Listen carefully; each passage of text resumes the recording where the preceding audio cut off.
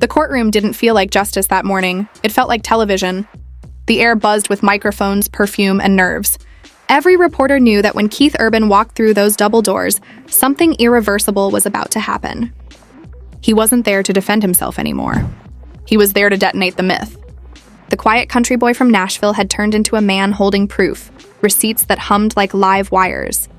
Hidden audios, encrypted chats, and screenshots sealed in an envelope that could bury a career.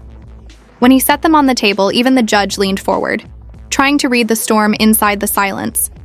Across the aisle, Maggie Baugh sat still, her oversized sunglasses trembling more than her hands.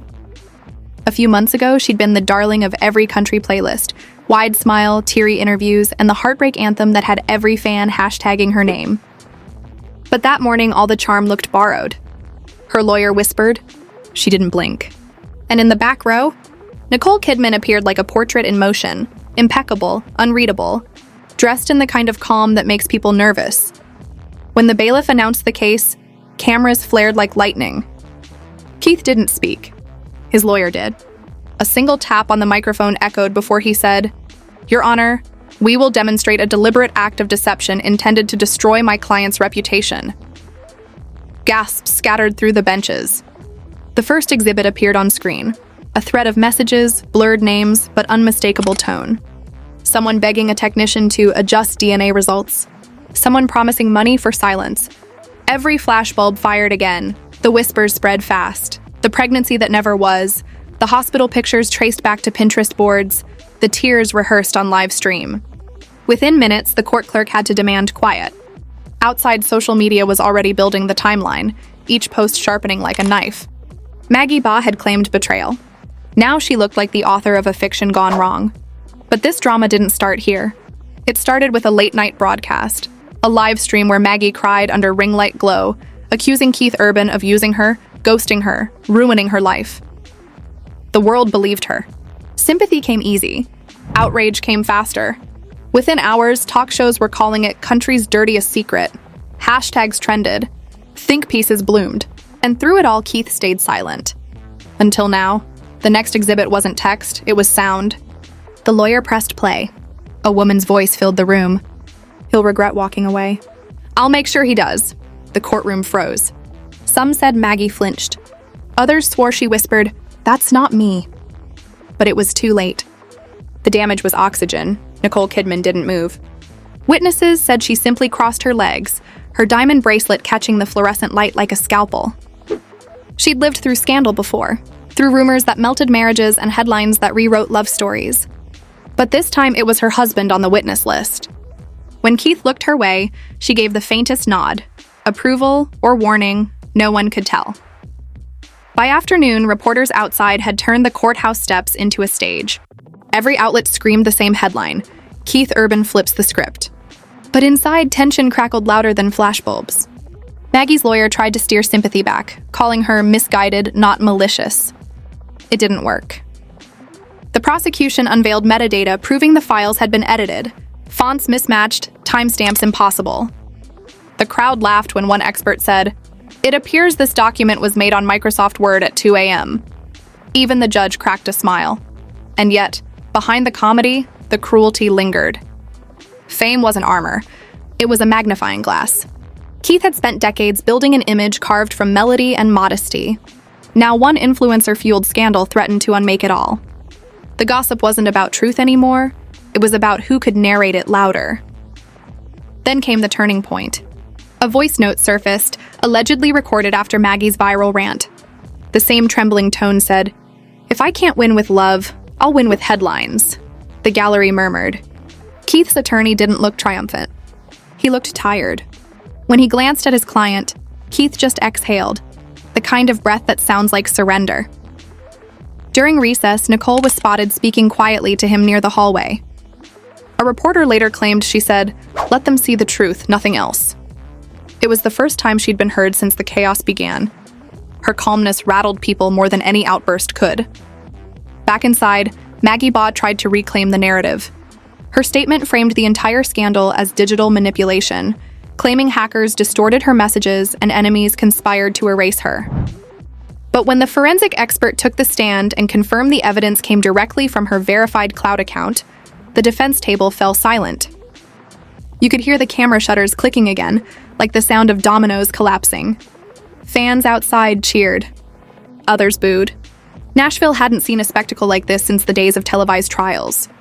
TikTok filled with reenactments, some mocking, others mourning.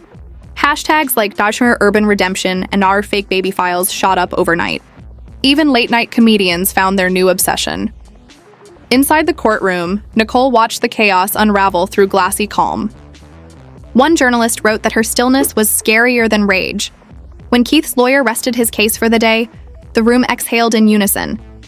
Keith Urban, who'd been painted as a cheater, a liar, a fallen idol, had just clawed back his name with proof. He didn't gloat. He just looked relieved, as if he'd been underwater too long. As they exited the courthouse, Nicole placed her hand on his arm. Paparazzi shouted questions. Was it true? Was it over? But neither spoke. Only a faint smirk crossed Keith's face, something between exhaustion and quiet victory. The headlines that night called it the Nashville trial of the century. But for those who were inside that courtroom, it felt more like a confession disguised as justice. Because beneath the drama, beneath the memes and the headlines, something darker pulsed. Rumors of forged files didn't appear out of nowhere. Someone had helped Maggie Baugh orchestrate this chaos. Someone powerful, hidden behind the glare of the cameras. And as the bailiff locked the doors for the day, a whisper rippled through the press benches. Tomorrow it gets worse. The next hearing promised new witnesses, new leaks, and possibly new betrayals. Keith Urban had won the battle of receipts, but the war for truth was just beginning.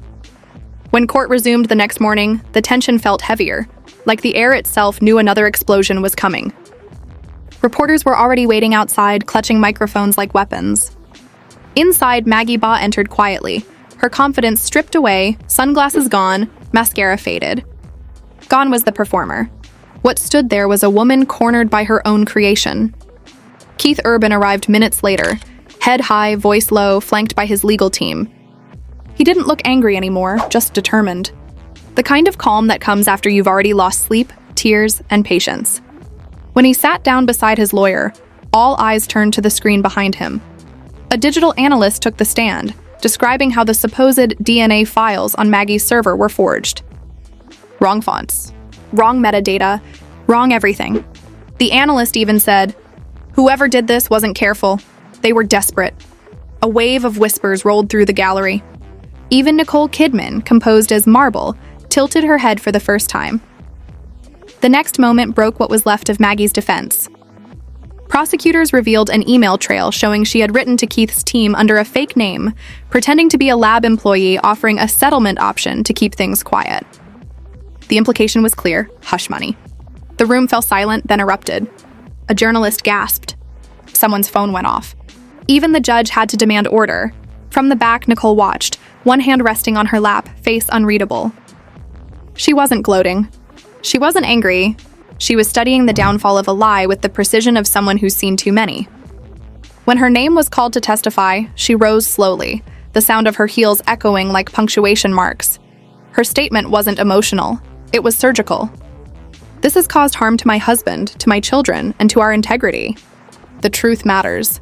And so does peace, no drama. No tears, just clarity." The words rippled through the courtroom, then the internet. By the time she stepped down, her quote was trending globally. But the defense tried one last play.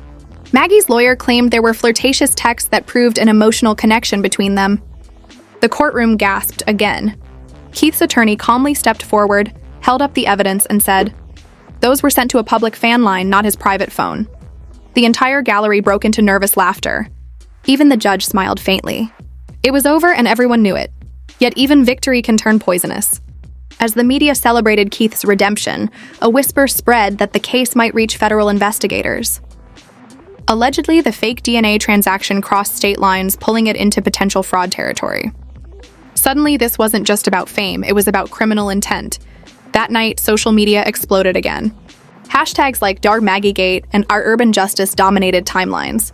Some called Maggie a manipulator. Others insisted she was being used by higher powers.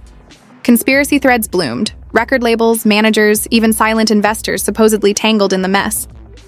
For once, no one knew who the villain really was. Then came the leak. A former manager released a private recording where Maggie's voice said, "If I can't get him with the truth, I'll get him with the story." The internet didn't need a jury after that. Within 24 hours, her sponsors vanished, tour dates evaporated, and fans quietly unfollowed. Meanwhile, Keith Urban's silence became his greatest weapon. He didn't post. He didn't explain. He just kept walking beside Nicole, head down, like a man too tired to perform. His songs climbed back to the top of playlists. People called him the quiet phoenix of country, but behind the polished calm, insiders whispered that Keith had discovered something darker inside those files, something that linked the scandal to a production entity under Nicole's umbrella.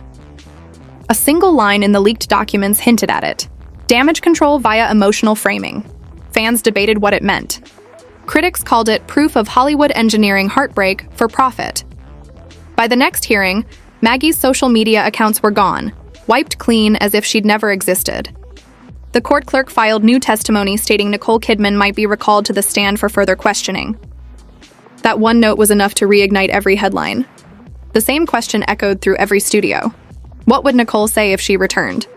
On the courthouse steps, Keith finally spoke. Just one sentence. "I'm done protecting people who don't deserve it." It was enough to send tabloids spinning. Was he talking about Maggie? About Nicole? Or about the industry that let it all happen? No one knew, and that uncertainty became the next season of gossip. Reporters said his hand looked lighter, no wedding ring, no smile. Others swore they saw Nicole leaving separately that afternoon, her face hidden behind dark glasses, her phone pressed tight to her ear.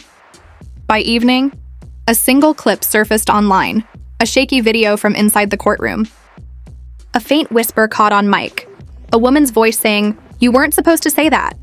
A man replying, "You left me no choice." It went viral instantly. The internet couldn't tell who spoke, but everyone had theories. And just like that, the story looped back into chaos. Was this revenge, a setup? A power play between stars who built an empire on silence? Maybe all of it. Maybe none. As the final recess bell echoed through the hall, Keith Urban sat alone for a moment, eyes closed, the flashlight still bursting outside. Somewhere down that hallway, Nicole Kidman was preparing for her next move, whether to defend him or distance herself forever. Either way, when she walks into that witness box, the truth won't just end a scandal, it might end a dynasty. End a dynasty.